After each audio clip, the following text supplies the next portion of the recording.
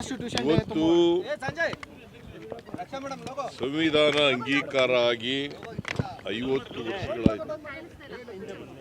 1949 November 26ನೇ ತಾರೀಕು ಸಂವಿಧಾನ constituent ಅಸೆಂಬ್ಲಿನಲ್ಲಿ ಅಂಗೀಕಾರ ಆಯಿತು.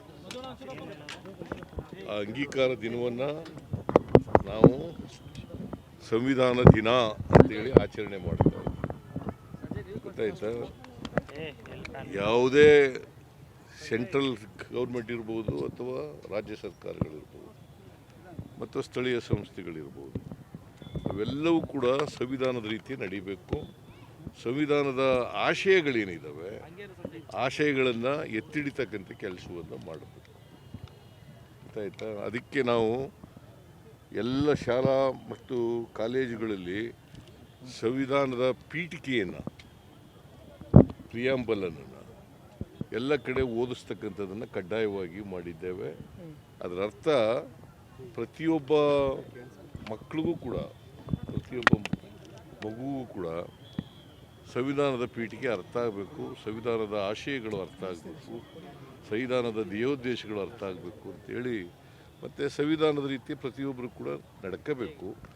ಮತ್ತು ಏನು ಹಕ್ಕುಗಳು ಮತ್ತು ಬಾಧ್ಯತೆಗಳನ್ನು ಕೊಟ್ಟಿದೆ ಸಂವಿಧಾನದಲ್ಲಿ, ಆ ಹಕ್ಕುಗಳನ್ನು ಚಲಾಯಿಸ್ತಕ್ಕಂಥ, ಹಕ್ಕುಗಳನ್ನು ಪಡ್ಕೊಳ್ತಕ್ಕಂಥ ಮತ್ತು ಬಾಧ್ಯತೆಗಳನ್ನು ನಿರ್ವಹಿಸ್ತಕ್ಕಂಥ ಕೆಲಸವನ್ನು ಮಾಡಬೇಕು. ಸೊ ಅದಕ್ಕೋಸ್ಕರ ಈ ಸಂವಿಧಾನ ದಿನವನ್ನು ಆಚರಣೆ ಮಾಡ್ತಾ ಇದ್ದೀವಿ.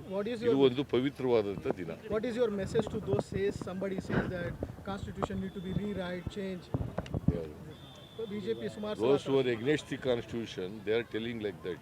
ಇತ್ತೀಚೆಗೆ ಆ ಉಡುಪಿ ಪೇಜಾವರ ಮಠದ ಸ್ವಾಮೀಜಿನೂ ಕೂಡ ಹೇಳಿದ್ದಾರೆ ಸಂವಿಧಾನ ಬದಲಾವಣೆ ಆಗಬೇಕು ಅಂತ. ಐ ಡೋಂಟ್ ನೋ, ಸಂವಿಧಾನ ಬದಲಾವಣೆ ಆಗಬಾರ್ದು ಅಂತಲೇ ನಾವೆಲ್ಲ ಹೋರಾಟ ಮಾಡ್ತಾ ಇರ್ತಕ್ಕಂಥದ್ದು.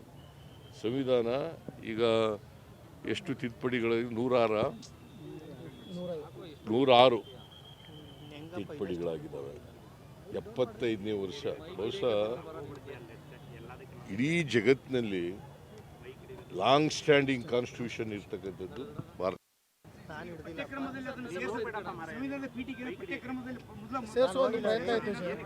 ಇಲ್ಲ,